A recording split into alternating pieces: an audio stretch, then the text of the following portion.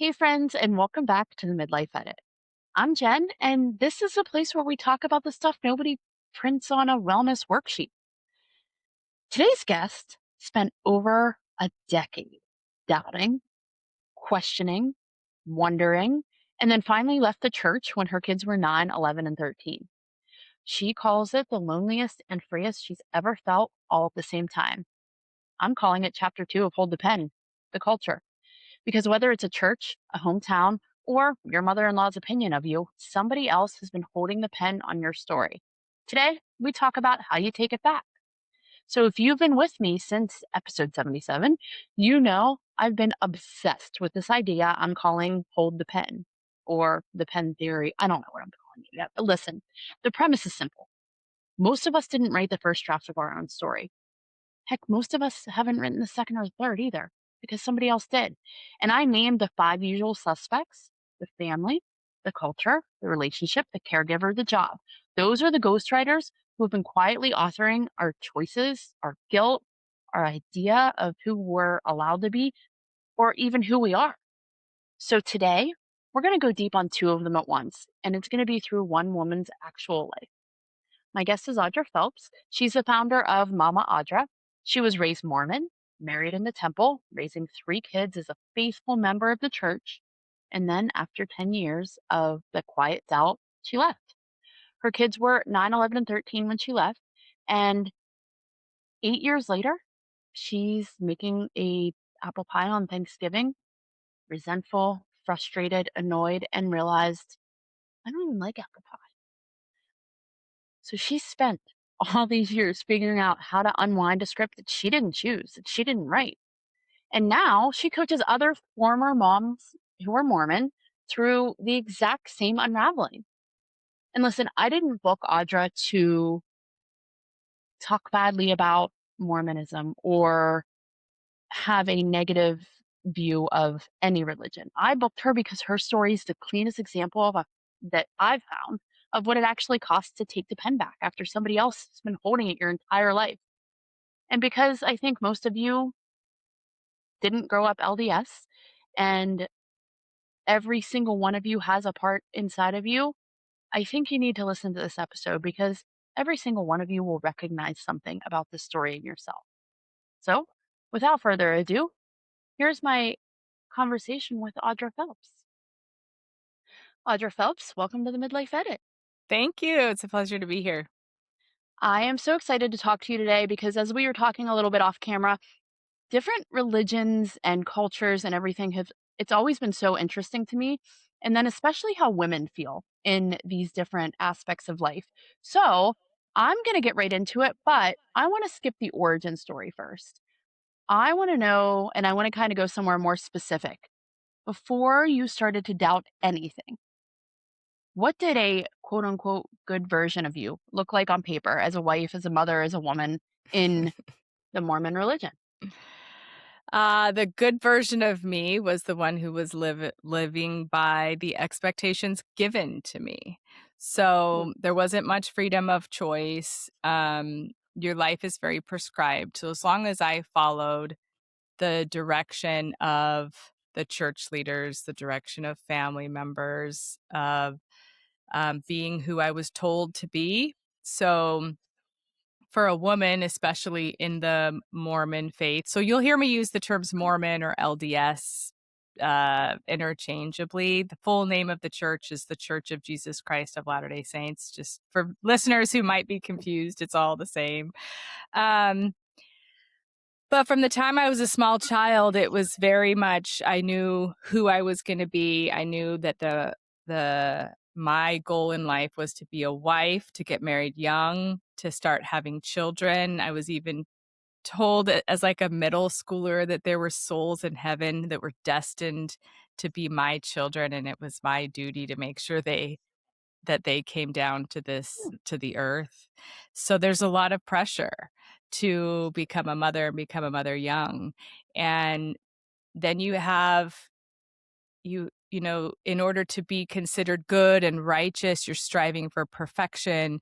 You're reading your scriptures, you're going to church, you're serving in a volunteer role in the church, so you're very busy. And also as a woman, you are submitting to your husband as your husband submits to God. So the hierarchy, the woman is definitely down there a little bit. It's so crazy to me. And I'll probably refer to this a few times, and if it's something that you don't like, just be like, "Hey, let's not talk about that." But I think that a lot of this has come to light recently because of the Secret Lives of Mormon Wives. But even before that, um, I'm a big documentary watcher, and it feels like the LDS Church is one that's on a ton of these documentaries. So the more you learn about it, the more you realize, oh my gosh, like maybe my life wasn't as as bad as I thought it was growing up in whatever religion or whatever way you grew up as a woman. But do you see a lot of, I guess, society going, hey, maybe it wasn't so bad, or maybe it was worse than we thought? Like, how do you feel when it comes to what is happening right now in society with documentaries and these reality TV shows and everything else? Is that a true picture of what you went through in the church? There's such a broad spectrum of experiences, and I think one thing that's confusing for even people in the church is that Mormonism is kind of an umbrella, and underneath that umbrella, you have several different religious sects.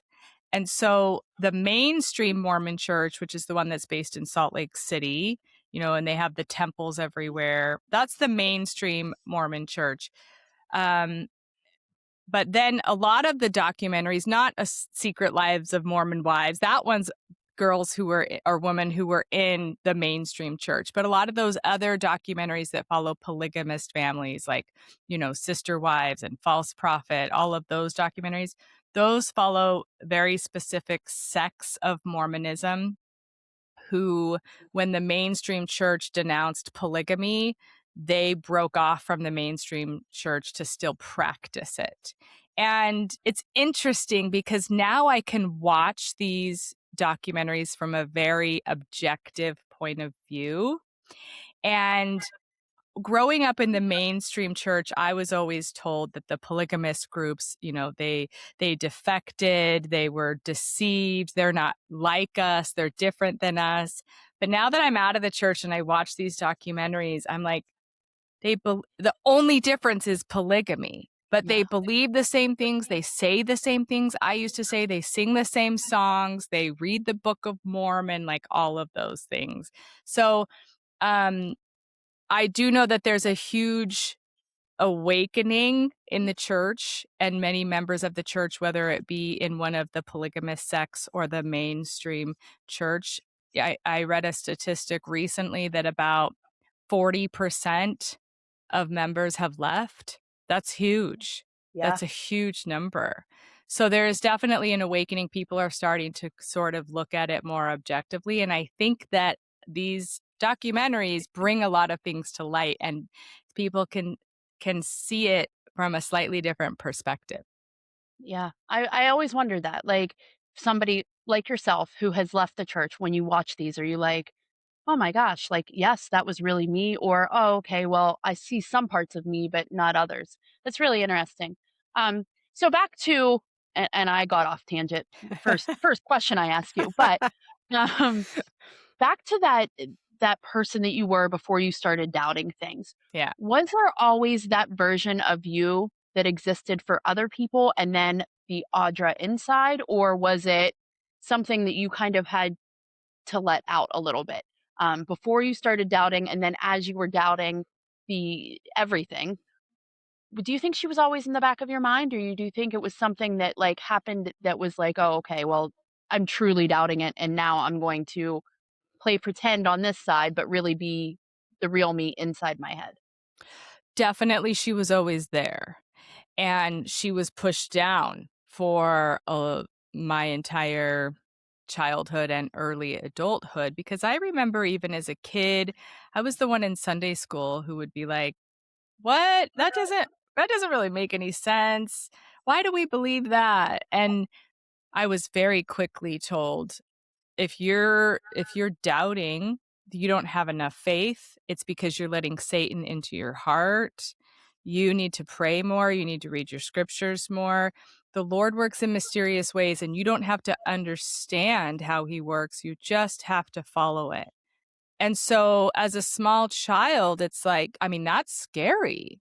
Mhm. Like, oh my gosh, I let Satan in. So you start to think of your own intuition as evil, as bad. And so you learn to distrust yourself really quickly. So definitely now, hindsight, I look back and I know that that was the real me. That was my true self trying to come out and being suffocated and being pushed back down immediately. And it wasn't until my mid 20s that I consciously started questioning and going, wait a second, something's not right. And for me, what that looked like, I was a young mom, so I got married young because that was my prescribed life. I got married at age 20, started having kids at 22. And when I had 3 small children, I was really struggling with severe anxiety and depression to the point where I was having panic attacks almost every night. And I didn't know what was wrong because I was doing everything that I was told would make me a good person and a good wife and a good mom. And I was checking all the boxes, and it was supposed to bring me all this happiness and blessings, and I wasn't feeling that way.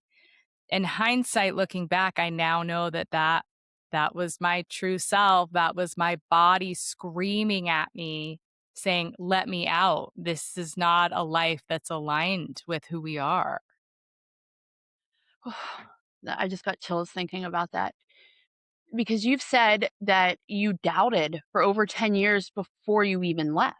Right. So, what does, I mean, you said it a little bit there, but what does a decade of doubt actually look like from day to day? Like, uh, obviously, you had to go through the motions and you had to perform because it wasn't, and correct me if I'm wrong, but in the Mormon church or even like a church like that, any kind of religion like that, it's a community. So Yeah. you do have the blind faith. You were told to, it's all blind faith and you follow what they say no matter what. You don't doubt. I grew up Catholic, so not as intense, but very similar. Um, but what did that look like internally for you? Obviously, it came out through, there's this book called The Body Keeps the Score. So it came out through Mhm. your anxiety and your depression and everything else. But internally, in your marriage, in your friendships in the church, how did you kind of mask that to play along, I guess? It's really hard. I mean, it was 10 years of low self-esteem. It was 10 years of anxiety. It was 10 years of feeling like something was wrong with me and I just needed to be better, or I was missing something, or I wasn't doing something right. And I say that my experience of leaving, it's like going through the letters of the alphabet. I couldn't go from letter A all the way to letter Z. I had to have all of these little experiences along the way that would slowly open my eyes, one step at a time. And so I had a lot of experiences that made me go, wait a second, that's not right. Or, I'm going to actually do something different. And it started with small things. Like at first, I was told that my place was in the home and I desperately wanted to work. But I mean, when I mentioned it, it was like, you would have thought I had asked to like cut off my arm. And it was like, no, no, you can't work.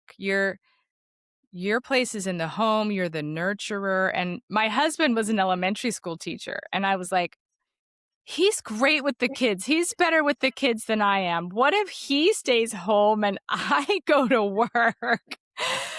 And I was told, no, then you're going to take away his role as the provider because these are divine roles for men and women. And if you take on his role, you're taking that away from him. And so you need to stay in the home.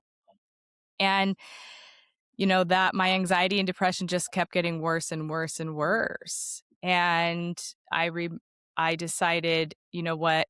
I I was feeling one of the things I was feeling was very dependent. I had no independence. I was dependent on my husband for finances. I was dependent on the church to tell me who to be and what to do. And so I decided to go back to school. And that was kind of, that was one letter in the alphabet, like, okay, I'm going to go back to school. So I was brave enough to go a little bit against the grain there, but not yet far enough along in my alphabet exodus to choose a career that really felt aligned with who I was. So I decided to be a teacher. Full respect to teachers. I did it for 15 years. Hardest job on the planet. No, I could not do Right. that. I say it all the time. God bless teachers because no thank you. Yeah. Yeah. Been there, done that. Yeah. They deserve their like hero status. Yeah, yeah. Um, but I chose that career because nobody would look at me sideways in the Mhm, church as a teacher because I wouldn't have to put my kids in daycare. I could have the same schedule, the same breaks, as my kids. But then that experience of then going back to school, now I have a new social circle and I'm talking to people about so many different things not related to church, not related to a shared belief. And I'm finding that these relationships are so much more genuine mhm. than the friendships that I had in the church. And I could be open and share opinions, and nobody told me that that was wrong or that I was deceived. There was no judgment there. It was just a genuine friendship. And so that also then opened my eyes to a different way to belong, because like you said, like the church is so much about community and the social structure. And you have built-in friends everywhere you go with the church because they're really good at that. Yeah. But I saw a real contrast between friendships I had in the church and friendships outside of the church. So I was slowly opening my eyes to what life could be like outside of the church. And then the big catalyst for me was we actually moved overseas. So, my husband's an elementary school teacher. I was a high school biology teacher, and we found out about the world of American private international schools.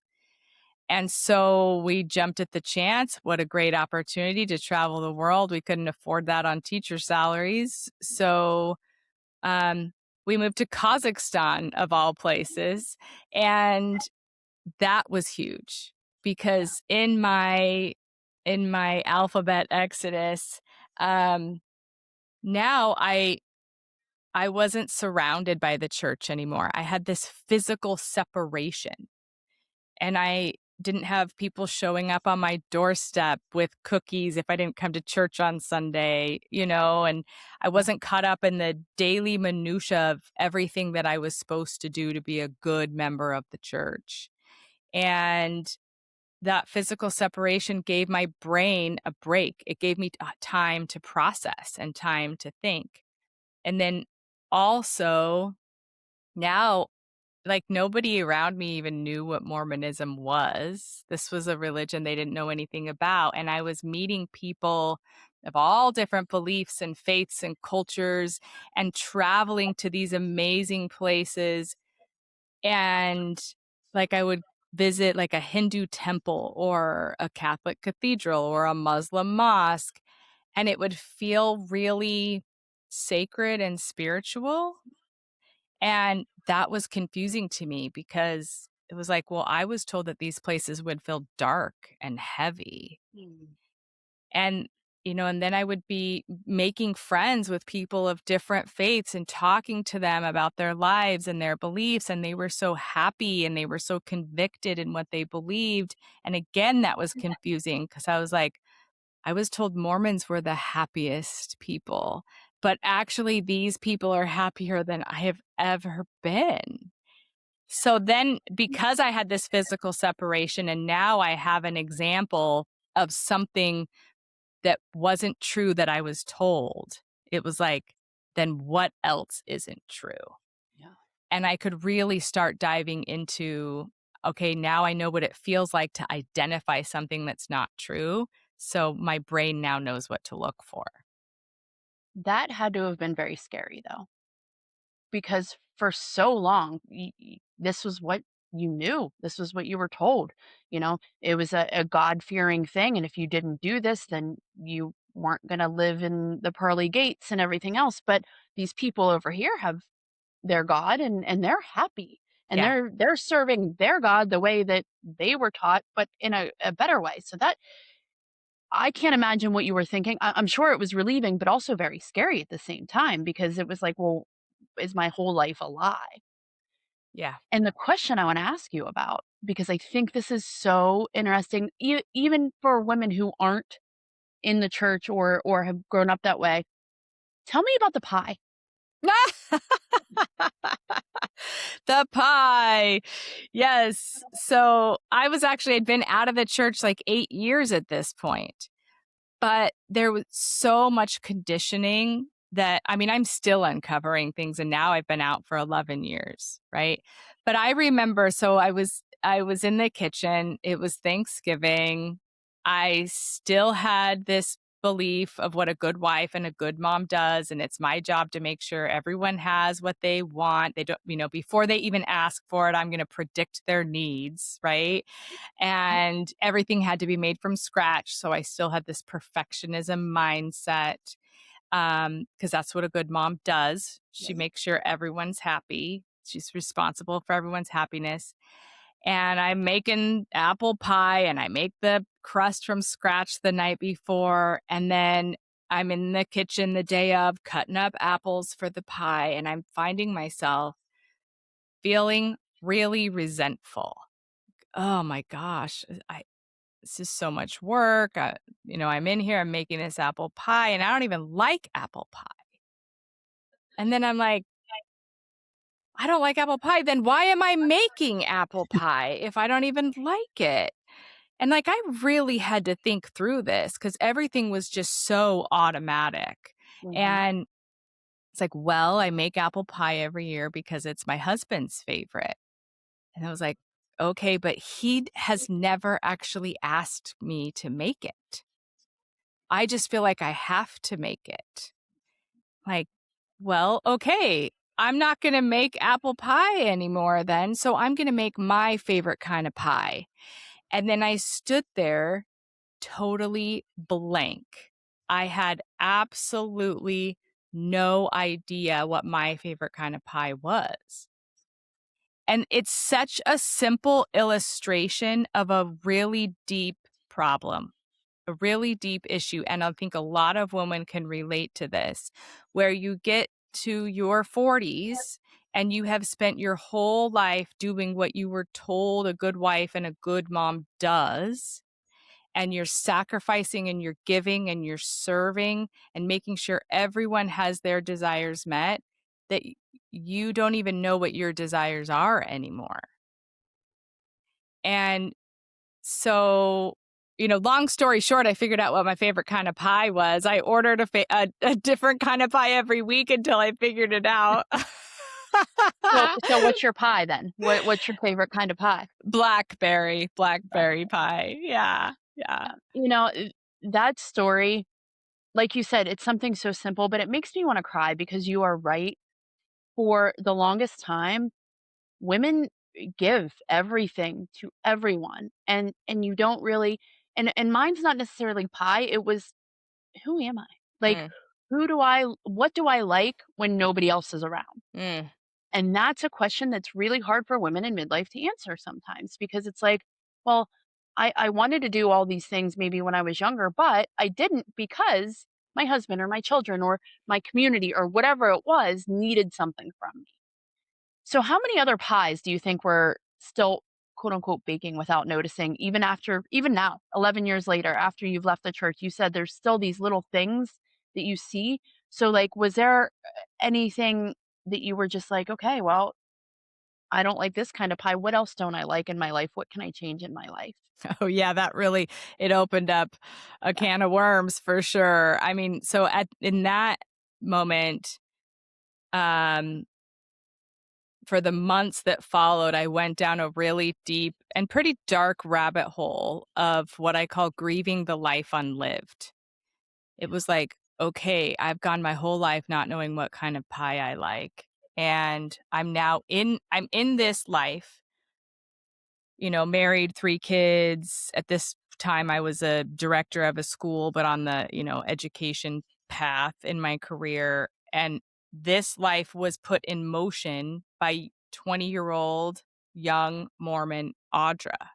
And now I'm a totally different person. I've left the church. I have different beliefs. I have a totally different thought process, but I'm still in this life that was designed by a different person.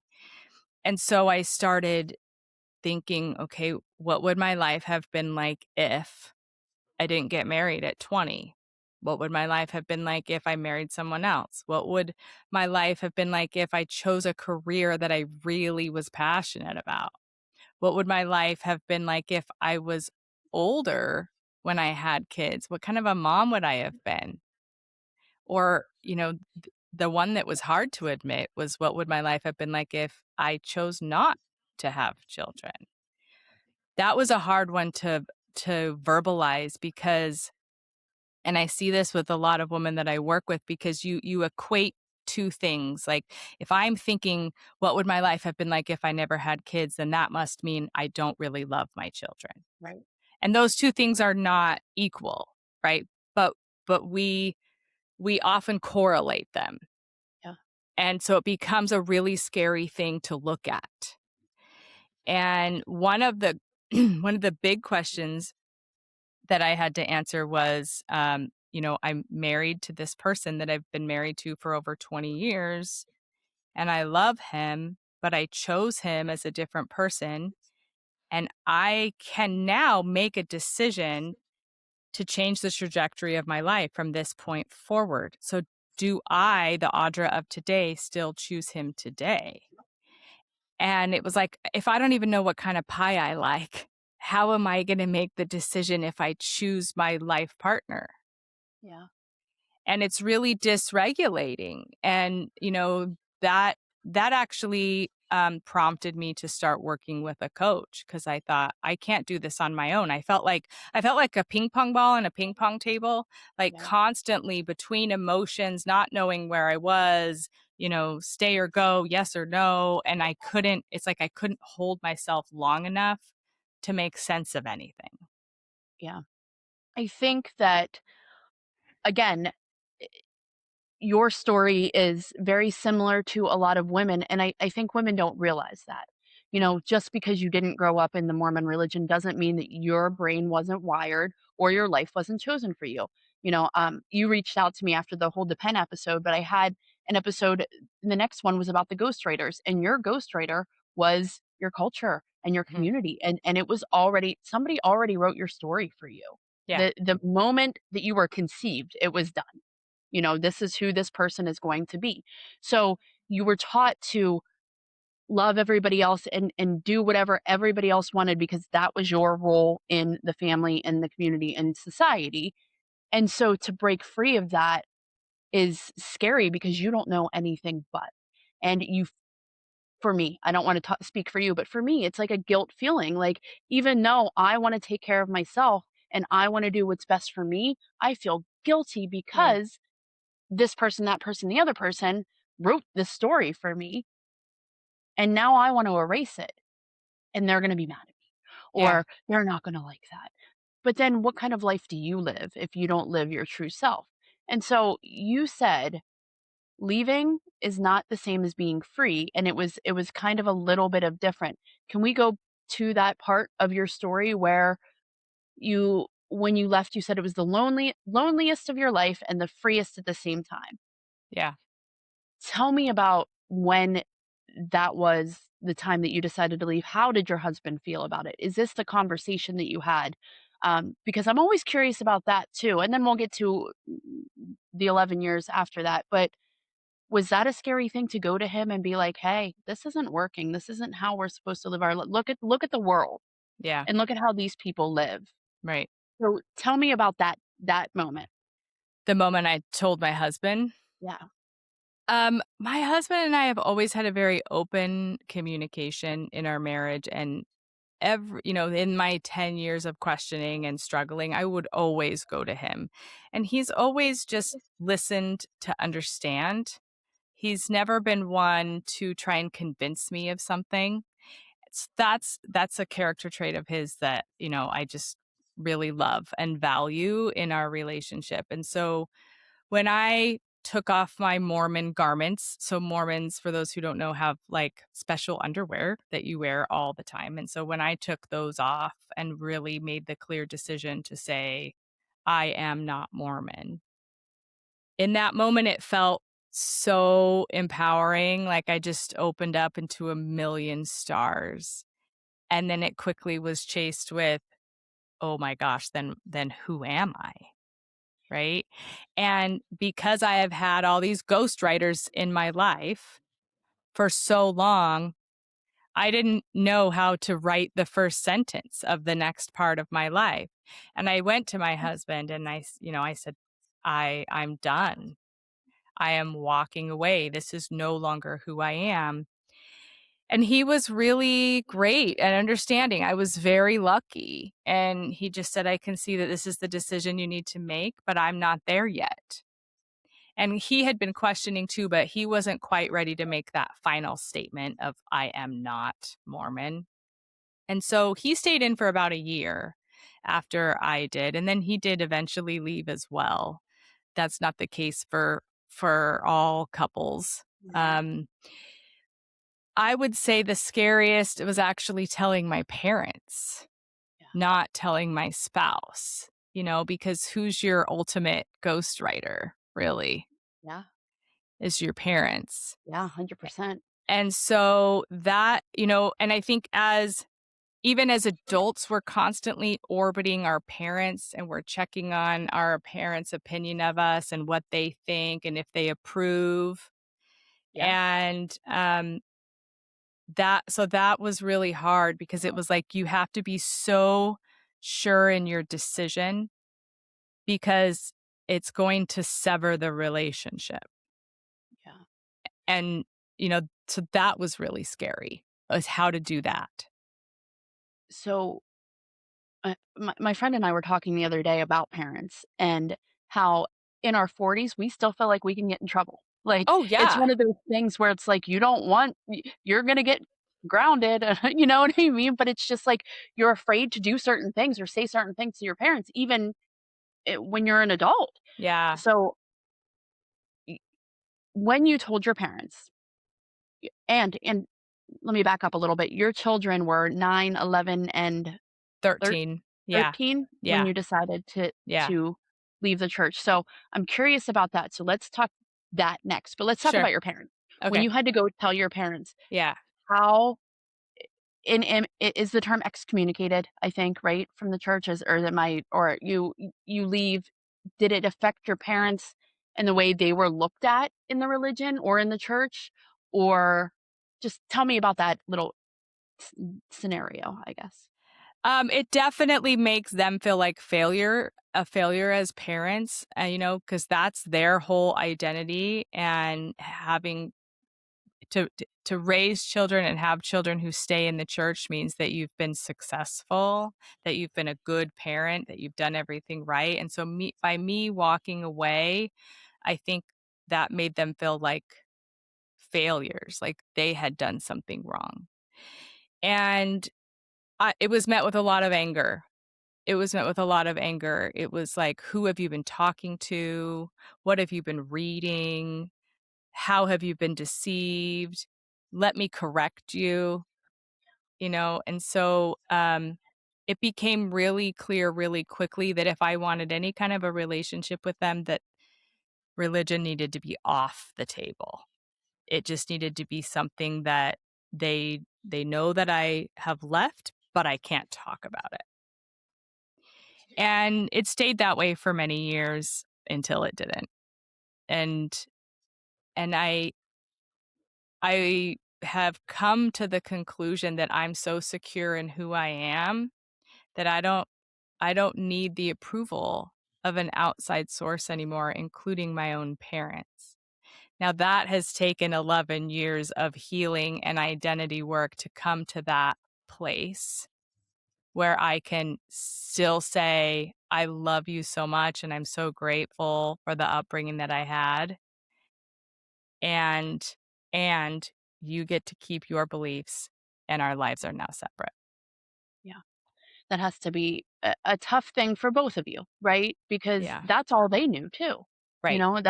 And they were taught that way and their life was written for them. Yeah. So for you to, I'm going to guess that there's a little small part in your mom's mind that is so proud of you for doing that. She may not know it, but she raised a strong woman.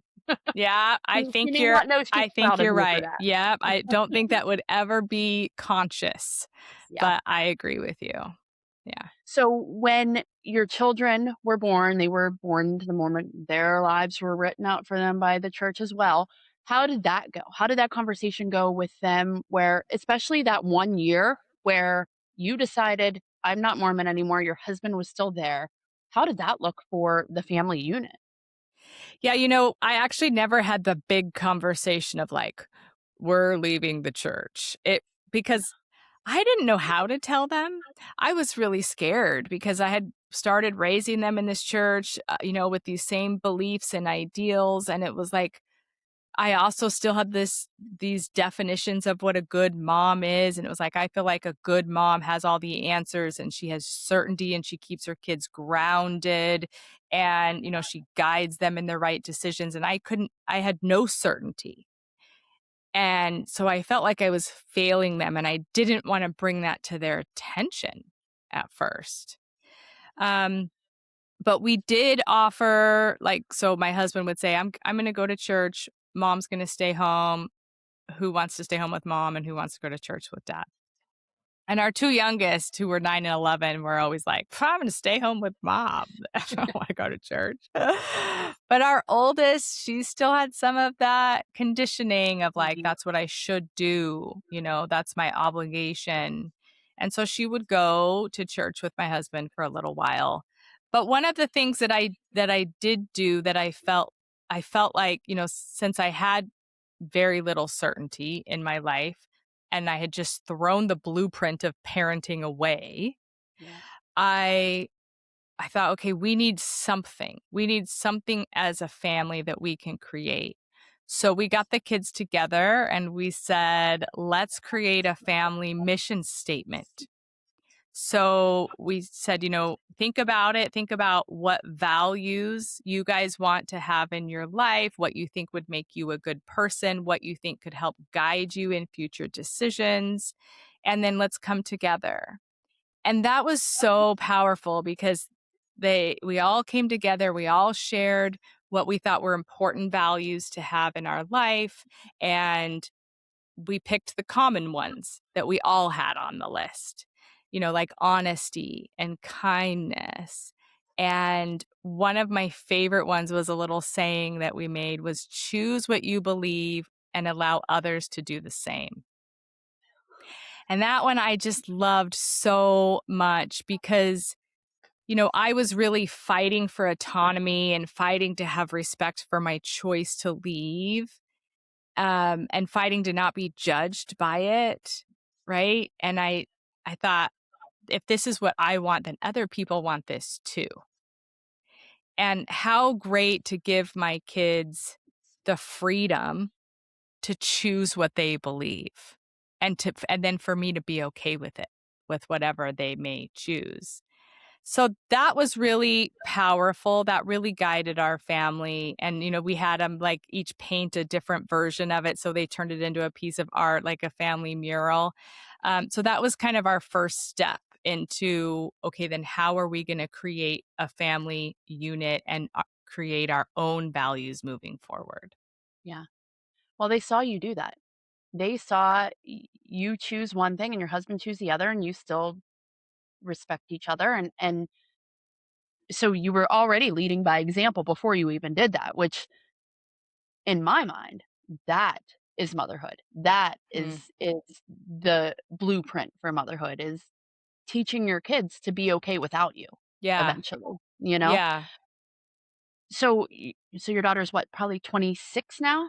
Your My oldest, oldest is 25, 26? 24. Yeah. Okay. Yeah. So is she still in the Mormon church? No, she's not. No, no. She Yeah, she about the time my husband left, she said she was done going to church as well. And so now as they went into high school and became adults, then we've had a lot more conversations about it. In fact, my second daughter over Christmas, we were talking about me leaving the church and she said, "Mom, you never really sat us down and told us I'm leaving and this is why I'm leaving." And I just was honest with her and I said I was really scared and I didn't know how to tell you and I was afraid that I would be judged for it, you would see me differently. And she said, "You could have told us. I think we would have helped you through it." And I Oh, just remember thinking, wow, that's so amazing that my adult daughter now is there giving me grace for what I saw as a mistake. yeah. Oh, Yeah. oh, that makes me. Your story just gives me chills, but that is a testament to how you were as a parent. Like the you didn't make her fear anything. You made Mm, her want to just love you no matter what you believed. And I just think that that's something that a lot of girls growing up don't have. yeah. It you do this and this is what you do. I want to get into your life now, but I do have a few more questions. So, your relationship with your husband, where did that end up? Yeah. So I actually, when I started working with a coach after my Thanksgiving pie incident, she had a program that was all about whether to stay or go in your marriage. And so I dove into it and it was totally different than what I was expecting. I thought it was going to be like how to make a good decision and very scientific and pros and cons lists. And that's not at all what it was. And it was really a deep dive into identity and who are you underneath it all? And how do you even figure that out? And how, what can you learn from emotions? And when you have it, when something's triggering you with, in this case, because of the program of your husband's doing something that's, really triggers you, let's dive into why. Let's dive into what's going on subconsciously that this is so emotionally activating, and then what can you learn about yourself? And so as I went through that program, I was able to calm everything down, regulate my nervous system, regulate my emotions, become clear on who I was, become clear on what a yes and a no felt like in my body so that I could start to discover what was really aligned with who I was. And it was really transformational for me in a lot of ways because the main goal was about stay or go in your marriage, I learned so much about myself through that process. And so at the end of the program, I made a really clear decision that yes, I still choose him. So we've now been married for 25 years. Yeah, still And together. Yeah. that's amazing. And that's another scary thing to kind of do, right? Is you have to take a look at yourself in a Mhm. relationship. It's not about the other person all the time. It's Right. about who you are in that relationship. And Exactly. I think most people don't ever go that deep on themselves and just give up before they realize that, hey, maybe this was me too. And it's everybody's different, but that's really interesting to me. So let's talk about, you said you were a teacher for 15 years, but in a different way, you still are a teacher. I feel like a coach is a teacher, and the things that you're doing right now are so important for women who were in your situation before. The other question that I had is, where is your relationship with church now? Because I personally know a Mormon woman who had left the Mormon church, but then she went into, I think it's like Baptist. She went into a different Christian church, and that's who she is now. Do you practice religion at all, or what does that look like for you? When I first left, I didn't know, right? It was like, I know I'm not Mormon, but do I still believe in God? Do I still believe in Jesus? Like I had to reevaluate like every single piece of information that I was given and every single belief that I had. And so I kind of just experimented a lot. I went to some different churches. I explored Buddhism and Hinduism and different Christian churches, different denominations. And the conclusion that I came to is that organized religion is not for me. Organized religion is not for me. I saw a lot of similar threads. I can identify manipulation so quickly now that it was like if I walked into the church and my body instantly felt tight and constrictive, or someone said something that made me go, that's not right. I was like, okay, back out the door. Yeah. um, so yes, however, I can see the value in a lot of different faiths. I can see, um, the stories in the New Testament of Jesus Christ. I can see the lessons there and how valuable they are about love and service and inclusion and belonging.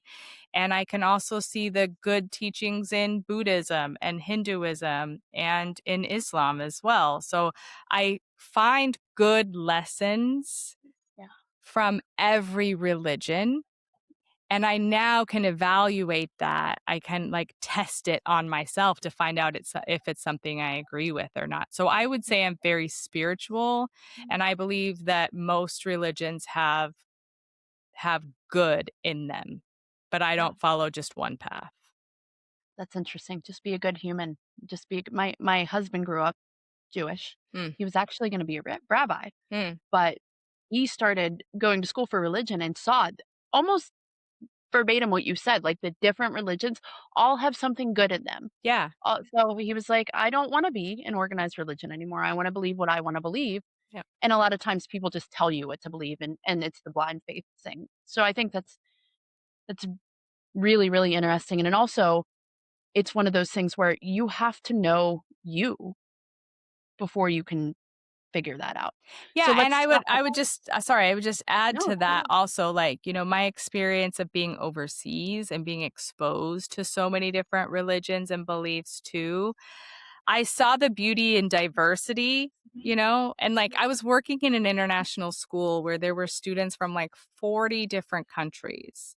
And I saw how people of different beliefs could be together, could respect each other, and could learn and grow from each other even if they didn't always agree on something. And I just found so much beauty in that. I just thought, there's 8 billion people on the planet. There's not one way. There could be 8 billion ways. I wish that, especially in today's society, so many other people had that outlook. I think we saw a little bit of it with the World Cup, which I thought was a Mm, very good thing, yeah. bringing, these different cultures over, but, the higher power that I believe in doesn't want people to hate each other No. for what they believe in, and No. I think that that's a lesson that everybody can kind of take out of even just, your story and leaving the church, and it's it's something that I could talk about for days and hours. So, we're not going to. I wanna talk about your work that you're doing now because the other Yeah. thing that I don't know nearly enough about it, but I feel very attracted to and interested in is the neurobiology, the neuroscience behind the why behind the things that we do. So you were a teacher for 15 years, you were a biology teacher. What made you decide, okay, look, I need to help other women because there was nobody there really to help me. And I want to do it in a way where it doesn't feel like I'm telling you what to do because Right. from from your work and what I've read and what I've seen from you, it's not like, "Oh, you're telling me that I have to do this or else I'm not going to be this." You're helping them. So, tell me about why you decided to do that and then the work that you do now. When I was after, I'd gone through the process of deciding to stay in my marriage, I was starting to reevaluate all the different parts of my life. And I realized I was really unhappy in my career, that it brought me constant stress and anxiety, and and those feelings, I was starting to listen to my body, right? Like, this is not aligned with who I am. And so I was talking actually to my coach and I said, I think I'm in the wrong career too. And she said, well, what is it you like about your job that you would like to continue doing? Like, what are the things, that you can take away from it, the good from it? And I said, well, I really like the coaching aspect of my job. Like when I was teaching in the classroom and students would come to me, with their emotional downloads and I would help them work through things. I really liked that. And then when I moved into administration, I would have parents come to my office a lot with asking for help with parenting struggles and, wanting me to coach them through that. I said, so I really like that. And she said, well, what demographic do you want to work with? I was like, I have no idea. You mean I have to focus this? What do you, what do you mean? And, and she said, because she knew my history, she was like, have you thought of working with other ex-Mormon moms? And as soon as she said that, I just burst into tears. Like I knew that that was it because when I left, I didn't know anyone else who had left. I was really lonely and I felt like I was throwing darts in the dark. I didn't know which direction to go. I was just kind of randomly trying things, right? And I didn't know what I didn't know. But once I started working with a coach 8 years after leaving the church, that's when I saw some real transformation happen. And so I just said, yeah, that's what I want to do. And so it's just been so rewarding, cuz women come to me and they don't know what the next step is and they're so happy they left, but there's also so much grief too because there's so much loss and you're starting over, but you don't have a ghostwriter anymore. So you have to learn how to write. You have to write the pages of your own book. And so it's been really, really rewarding because like you said, I don't tell them what to do. I don't tell them what to believe. A, the a coach guides you. A coach gets really good at asking questions so that it comes from within. And then the type of coaching that I do is NLP, which stands for neuro linguistic programming. So it's the language of your mind. And it's really getting into your subconscious because your subconscious is where your identity lives. It's where your beliefs are. It's where your values are. But you're not consciously aware of those things. But those things are determining your thoughts, behaviors, and emotions that are conscious. And so, in order for real change work to happen, you can't just change a behavior or change a thought or change an emotion. You have to go deeper. And so that's where the NLP is really, it can be really transformational because you're using the language of the subconscious. I think it can be really scary though, too, because when you're sitting there talking about that, I think about the conversations I've had with my therapist about, sometimes you have to be uncomfortable. Hmm. And as humans, we don't like to be uncomfortable. It's not a thing. But there are thoughts and feelings in there that you have to sit with and Yeah. go, okay, maybe I do believe this. And it is scary to tell somebody else that I don't believe that. But at the end of the day, I'm the one living with me. I'm the one who has to look in the mirror. And everybody else is just superficial, you know what I mean? Yeah. And I think that's a really hard thing for women to face. And especially because this is another question that I have about the Mormon religion and women working because you said, you're not supposed to have a job, you're supposed to sit in the house. One thing and it was from another documentary, but then it took me down a rabbit hole of women working, and I feel like, and again, please correct me if I'm wrong because I'm not an expert in anything of the sorts, but I feel like a lot of Mormons women are in MLMs. I Oh, feel like I yeah. see that Yeah. a lot because it was like she didn't have to go in and punch in 9 to 5, Right. but she could make that bread. Like the LuLaRoe documentary was one of them that I saw, and then I was like, "Oh, well, if it's like this, is it another thing?" So it's taken the structure of the church and kind of turned it into a moneymaker over here. Do you see a lot of women coming to you from, when they go to leave the church, not knowing how to make money? Because like you said, you know, your husband controlled everything, whether that's a bad or a good thing, like, how he looked at it, that's just how you were brought up, so you didn't have access to that. You weren't allowed to go get a job. Do you see a lot of women come to you going, "Hey, I know that I have this skill because I was the hey hun who was in everybody's DMs on Facebook, but what do I do with it? How do I make money? What do I do with my own life?"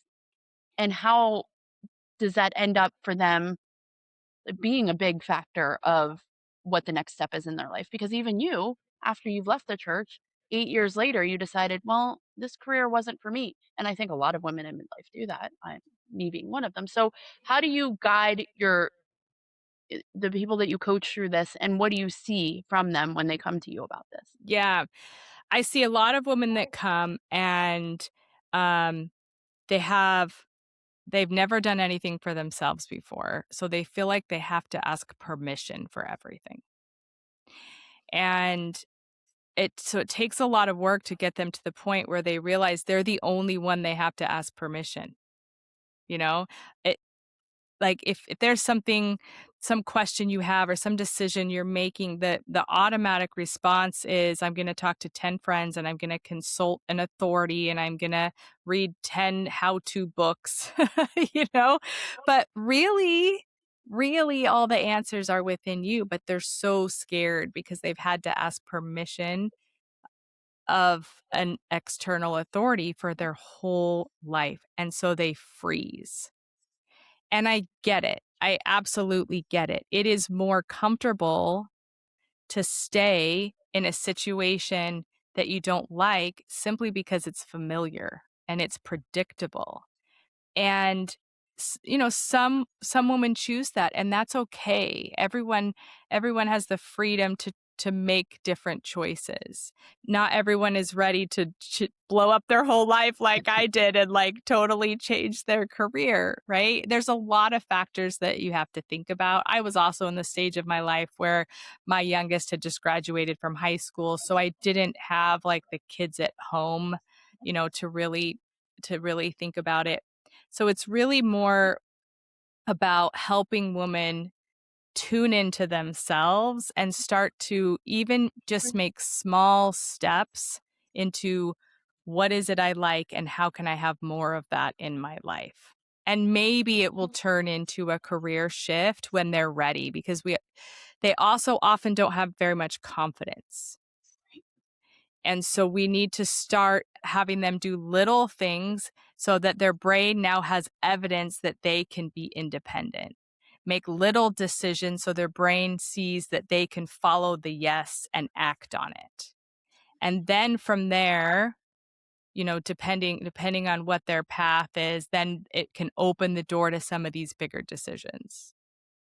Like your A to Z. I mean, Yeah, you said it yourself. It was your A, B. You didn't just decide you were going to leave and leave. right. You have to work up to that. And I think that there's a lot of women listening right now who see that in themselves, Mm, you know, especially with a career change. I grew up in the 80s and 90s. Your parents worked the same job for 40 years and then they yeah, retired. yeah, You didn't job hop, you didn't do what you loved, you did what paid the bills. yeah, And now, especially women of our age who, I mean, I had my son young too. I had him when I was 21. So it's like, what do I do now? They're out of the house. yeah, I get to choose to do whatever I want to do, but who am I? That identity crisis in your 40s is such an awakening. yeah, But for other people who don't see that part of it, it can be super scary and go, okay, well now my life's over. So getting a coach, whether it is because you were leaving the church or you were just trying to figure out who you are, it is so important a coach, a therapist, somebody else outside of your life who isn't that person that you have to ask permission to. yeah, Because I mean, I still feel that way about some things now. I think is so mainstream now, but 5, 10 years ago, even when you told somebody that you had a coach or that you were in therapy, you were almost scoffed at or yeah, like, what's wrong with you? What do you mean? yeah, And for me, it's like, no, what's right with me that I got, I'm seeking help of some sort. I know that I need that help. So And again, we could talk for hours now because I'm so interested in all of this. But a lot of women outside religion live by these invisible rules. Like I should always put everybody first and it's always about everything else and I shouldn't Yeah. make people feel uncomfortable and you're supposed to be quiet and not speak up. What were what rules right now do you think that you're following that you don't even realize it 11 years after you left? Oh, that's a good question. Because I'm not aware of them, obviously. Yeah. Yeah. um, I think I still worry about what other people think. Yeah. You know, I before we started the recording, I told you we had some friends coming tomorrow, right? So I'm going to be like, I'm going to make sure the house is spotless because heaven forbid that they come in and they see like a crumb on the floor. Yeah. You know what I Because mean? that's what they're looking for. Exactly. So I think that there's still a little bit of this perfectionism, this worry of what other people are think, this worry of the judgment because you just want to be accepted. Yeah. And that this desire to be accepted stops me from acting completely authentically, right? I'll do little things like spend my whole day scrubbing my floor instead of maybe going out. It's a beautiful day for a walk along the water. You know what I Yeah. mean? I So, My yeah. husband's probably going to listen to this going, "Would you just listen to this lady? Because you don't listen to me. Get outside. You touch some grass and breathe. You don't need to rage clean now because somebody's coming over and they're not gonna see your bedroom, but you're gonna clean it anyway." I'm telling you, like, that is Yes. what we do. I think a lot of us are like that. Um, some rapid fire questions, and then I will let you go. But before we do that, I'm going to link everything in the show notes. Do you work with just ex-Mormon women, or do you have other clients, or I mean, what are you open to, or what should people look for if they come to work with you? Yeah. So I have an intense 8-week program called Reclaimed, which is a group and individual coaching program with a progressive curriculum that we go through. And that one's just for women who have left the Mormon church. I do also have one-on-one coaching though, and that can be opened up to other women who, if the things I'm talking about resonate, the strategies and tools that I use are universal and can be used to help as well. So if you go to my website, mamaaudra.com, you can go to the one-on-one coaching. Yeah, Yep, and then I will link your Instagram as well in the show notes because I great. think following you and listening to it's just really interesting to me, and I know that a lot of my listeners feel the same. So, I always ask everybody, I like to do once a week what I'm editing in for the week and what I'm editing out. And so this week, especially after talking to you, I think what I'm going to edit in is trusting myself a Mm. little bit more to make that decision. And what I'm going to edit out is not cleaning my baseboards when somebody's coming over to my house. So, Audra, what are you going to edit in and edit out this week? I actually journaled about this a little bit this morning of Yeah. like, what is it I'm gonna, well, I like the way you put that edit in. I'm gonna edit in myself first. So work on myself first before I then, turn to the laptop, turn to the phone. So doing something for me in the morning first before I do anything else. And what am I going to edit out? Um, well, we have people coming over. So maybe when there's dirty dishes in the sink, I'm just going to leave them there for a while. Yeah. Yeah. They'll Yeah. get done when they get done, right? Yeah. Just enjoy the conversation instead of worrying about the dirty dishes. That's right. And then the last question I have, I'm big on music. I talk about music all the time on the podcast and just in my life. And I'm really interested because I'm sure that the music you grew up with isn't the same music that you listen to now. So, what is that? Maybe it's a playlist, maybe it's a song, maybe it's an artist that you listen to when you want to get that, whether it's motivation or just, I just need a break and this is what I'm going to listen to. What do you put on? I really love Michael Jackson. Yeah. Yeah. I really My love Michael stepson is a Jackson. big Michael Jackson fan. He loves Michael Jackson. But Michael I Jackson, mean, or depending on the mood, it might go into U2. Oh, okay. See? You're all over the place, and I love Yeah. that. Same with me. My music is everywhere else. Yeah. Audra, this conversation has been so great. I am so excited to see what you do. You need to write like a million books.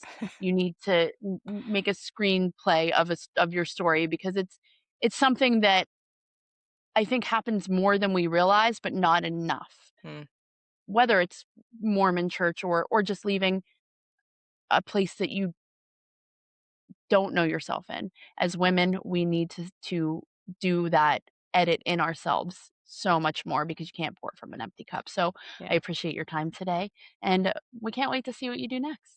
Thank you so much for having me. It's been really great. I love your energy. Thank you. We'll talk soon. Thanks. That's Audra Phelps, Mama Audra. You can find her in all the links in the show notes. Go check her out at mamaaudra.com. And if today hit something for you, even though you've never been near a church, good. That was the point. The culture and the family, they don't need a pulpit to hand you a script you never agreed to.